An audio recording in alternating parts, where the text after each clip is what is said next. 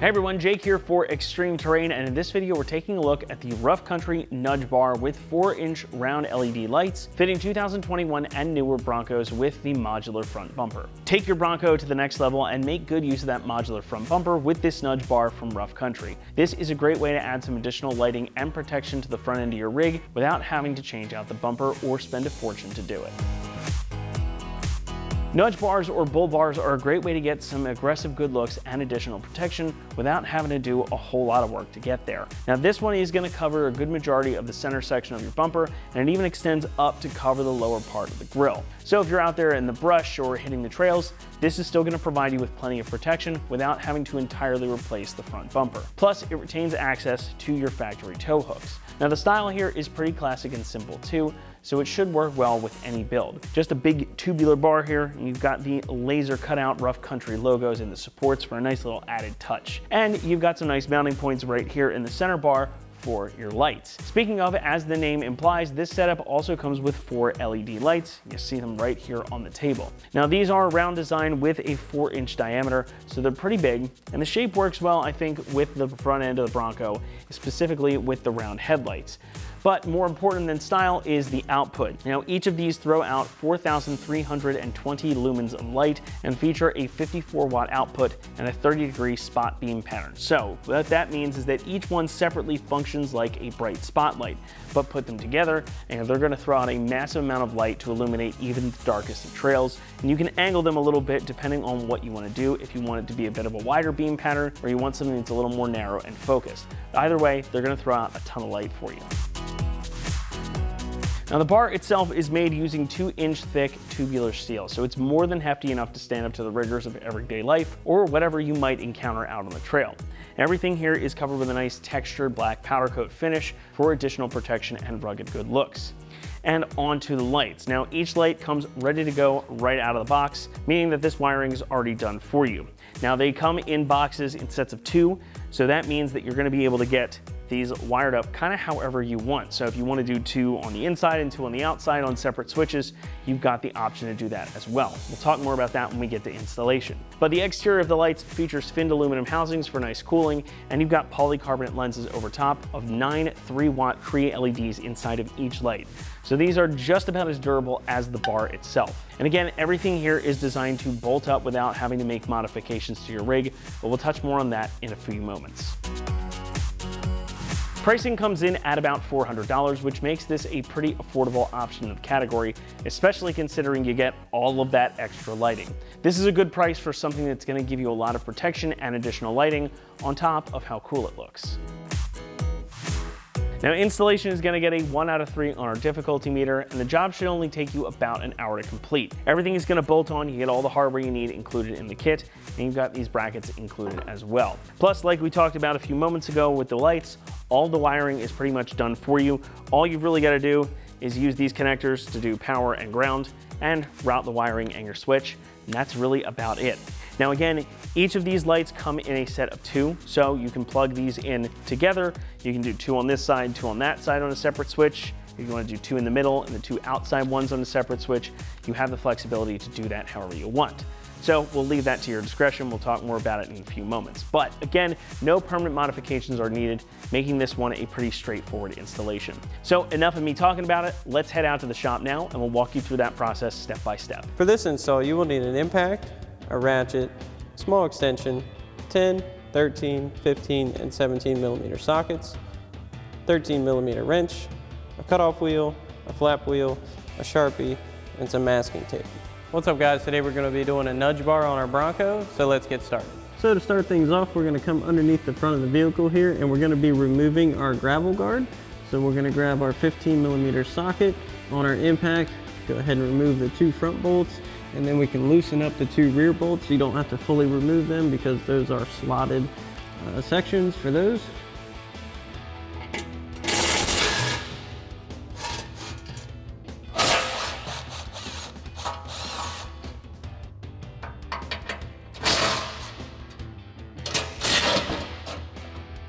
So now we have the front 2 bolts out and the rear 2 are loosened, so we'll drop the front end of this down and go ahead and slide the rear out and set this aside. So now that we have our gravel guard removed, we're going to come to these lower mounting brackets here. And what we're going to do is loosen up the two 15mm bolts holding them in place. You don't have to fully remove them because the brackets we're going to be installing are slide-in brackets. So we'll take our 15mm socket and an extension on our impact and loosen up the two bolts on the bracket, and then go ahead and do the same thing on the other side.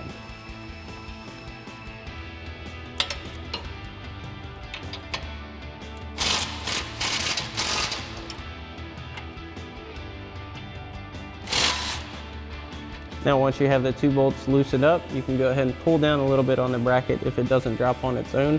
Now you do have the lower intercooler mounting point here. Just keep that in mind. It kind of needs to go straight down. That is holding the intercooler, so it will drop a little bit with it, but that's okay. So now what we're gonna do is go ahead and grab our provided mounting brackets for our nudge bar. We're gonna slide those with the slot facing the bolts opening, and go ahead and slide that all the way back in and lining up in between our factory bracket here and our frame, and go ahead and lock those in with the two bolts, and then go ahead and tighten those back up.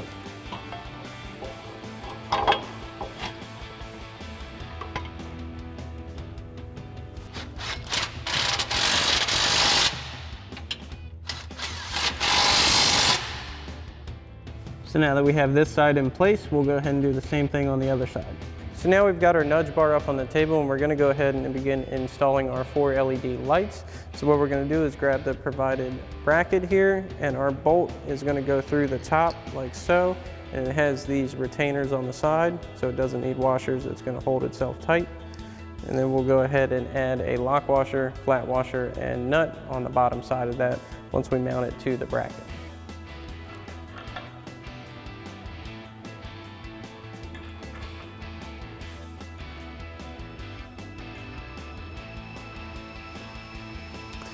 Now we're going to leave this hand tight for now because we're going to use the light itself to kind of center everything and make sure it's in place. So then once we have that, we're going to go ahead and grab our LED light. That's going to go right in the middle of our bracket here. Then we're going to grab our through bolt, lock washer, and flat washer and go ahead and send that through. Go ahead and put a nut on the other side.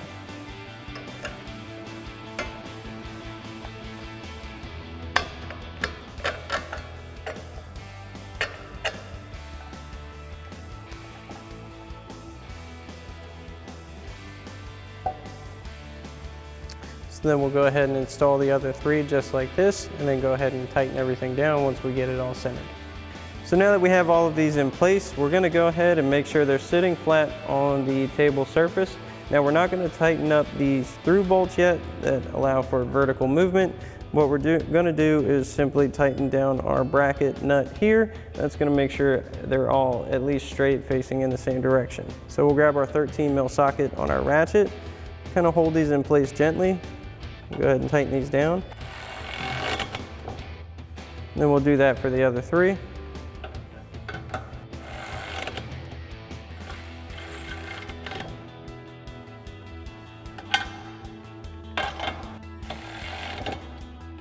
So now we're going to go ahead and install our nudge bar onto the bracket. So we've got our provided 17mm bolts and flat washers. We're going to install 2 on each side. Now the bracket mount for the nudge bar goes on the outside of the brackets we previously installed on the vehicle. So we'll go ahead and line those up. And get our 2 bolts through on each side.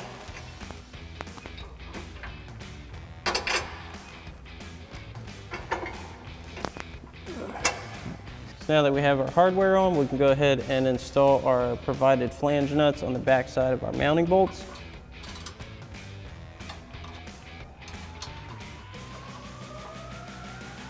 So now we'll go ahead and tighten those down with our 17mm socket and extension on our impact and a 15mm wrench.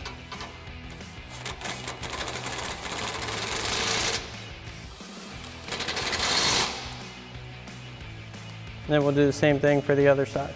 So now we've got all of our lights pointing in the direction we want them to go. So we'll go ahead and do our final tighten down of our through bolts there. So we'll grab our 13mm socket on our ratchet and a 13mm wrench to go ahead and snug these down.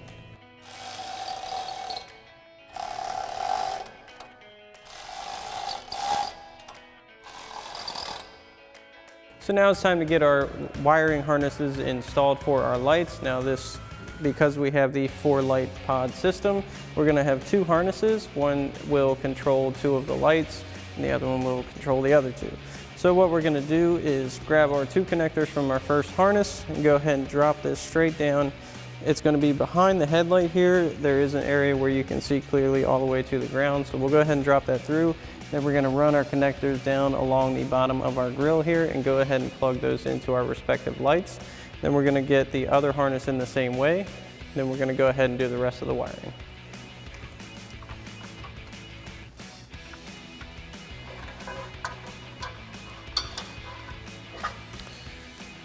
So now we have our connectors down through the bottom of our grill area here, and we're going to run those over and plug those into our lights. So this first harness we're going to plug into the 2 outer lights. So we'll have one switch that controls the outer 2, and then the other switch is going to control the inner 2. So we'll go ahead and grab our connectors on our light side. Just go ahead and plug those right in to our harness side connectors like so.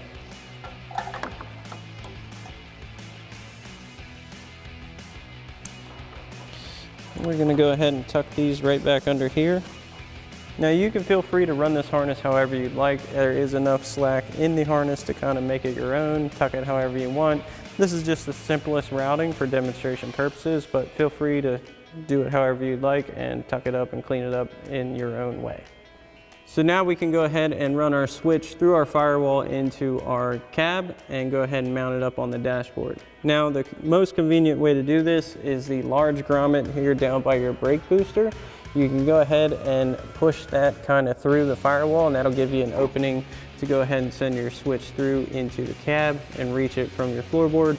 And go ahead and install it on your dash wherever you so choose. So that's what we're going to go ahead and do now, send this through, and then go ahead and do the same thing for the other one.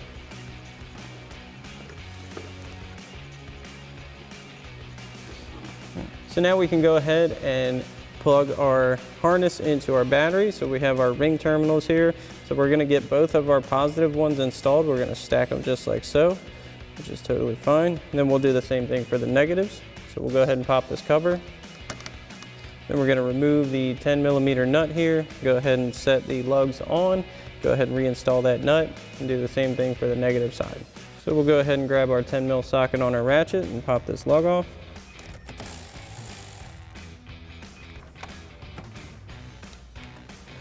Install our ring terminals.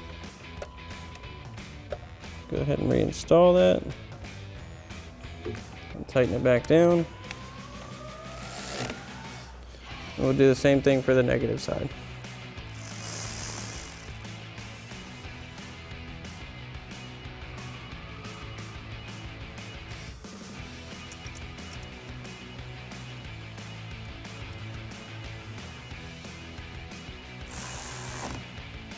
So once we have all of our terminals on, we'll go ahead and close our positive battery cover back up. Make sure that's good and secure. Now a couple things to note about this harness. It does have a little bit of excess wiring, so you can feel free to secure that up out of the way as you feel necessary. Just make sure you avoid any hot or spinning parts so you don't damage your harness or your vehicle in the process. Also, another thing to note about this harness, it does come with inline relays for each harness. Now you'll notice this little tab here at the top. These are for if you wanted to mount them up out of the way. You can kind of secure them to anything if you want to drill a hole and mount them with a nut and bolt or a self-tapping screw. For demonstration purposes, we're not going to be drilling anywhere in our engine bay, but you do have that option. So we'll go ahead and just make sure these are safely out of the way. And then we can move on to our cabin to go ahead and pull our switches all the way through and get those mounted. So now we've come into our cab, and where you're going to find your switches once you pass those through the grommet is pretty much in line with your hood release latch all the way back to your firewall. So you'll just reach back there, you can easily feel them. Go ahead and grab both. We're going to go ahead and pull them to a point where we can mount them, and they have covers on the adhesive backing. We'll go ahead and pull those off. And then for ease of install, we're just going to go ahead and stick ours right here. Keep them together. You can tuck your excess wiring up out of the way. Then you'll notice they have the red, it illuminates when they're off, and the green will illuminate when they're on. So with them controlling 2 sets of lights, you either just want to test them out or write down on whichever one you know controls the other one before you send them through. That's pretty much up to you. So now we're going to show you how to notch your gravel guard in order to be able to reinstall that onto your vehicle with this new nudge bar installed. For demonstration purposes, we won't be cutting our gravel guard because this is not going to be a permanent fixture on our vehicle, but we will demonstrate everything in the entire process up to cutting the gravel guard.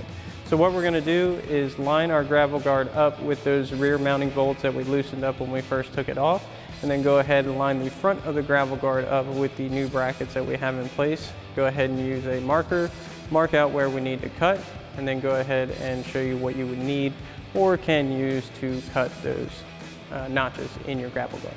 So now we'll go ahead and get our rear mounts for our gravel guard in place.